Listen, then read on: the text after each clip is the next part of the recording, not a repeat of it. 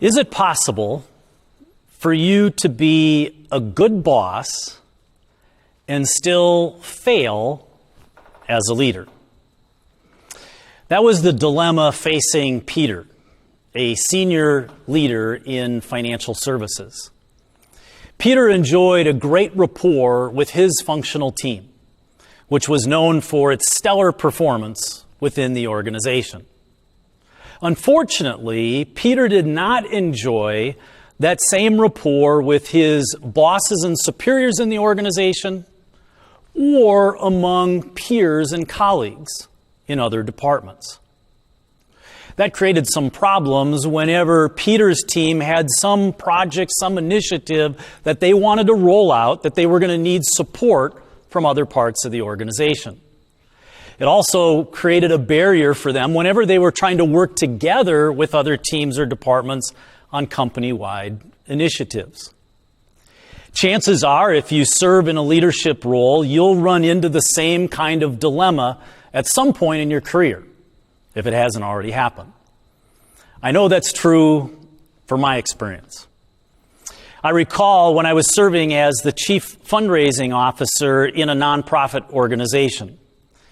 I had a very visionary boss who was the CEO with this grand idea of a campaign that was not only going to transform the way we did fundraising, but transform the very organization itself.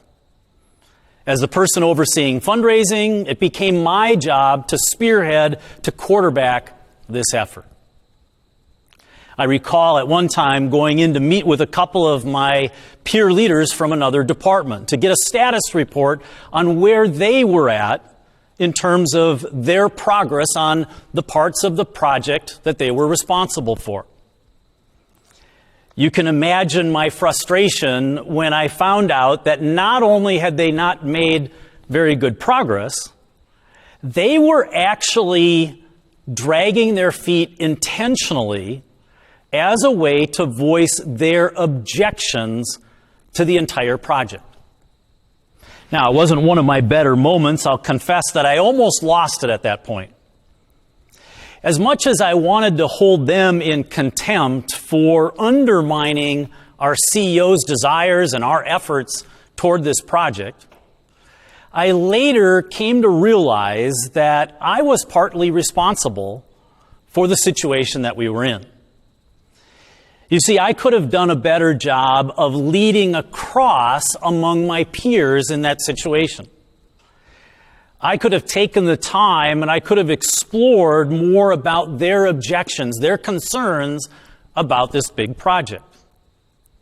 In doing so, I could have also done a better job of leading up to my boss, the CEO, bringing these concerns, bringing these objections, and finding ways to overcome them in a way that would bring people together and help us to go forward.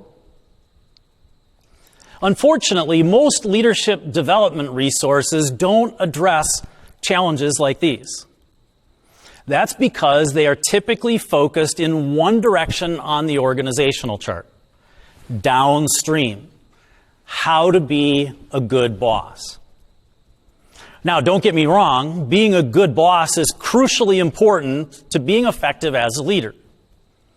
But if that's all you see as leadership, there's a good chance that you're setting yourself up for failure, just as my client Peter had done. You see, the best leaders learn how to lead upward to their bosses and superiors. They learn how to lead across among their peers. Certainly, they're good bosses to the team that they lead. They also learn how to lead themselves exceptionally well, because all leadership starts with self-leadership. That's the essence of mission-critical leadership. So what does it take to lead well in all directions? There are a number of tips and behaviors and actions and habits that you can develop related to each of those directions of leadership. Let's start, though, with an acronym that ties it all together. The emphasis is on the word ties because it's those 4 letters that make up 4 crucial behaviors and attributes that will help you to lead well in all directions. In order to be a mission-critical leader, you need to develop trust with your boss, influence with your peers, engagement with your team, and the self-awareness to lead yourself well. Now, all 4 of those leadership behaviors will help you in all 4 of those areas. Just to make it easier to remember, there's an association of each one of those with the direction that is most crucial for that particular behavior. So again, T for trust, I for influence, E for engagement, and S for self-awareness.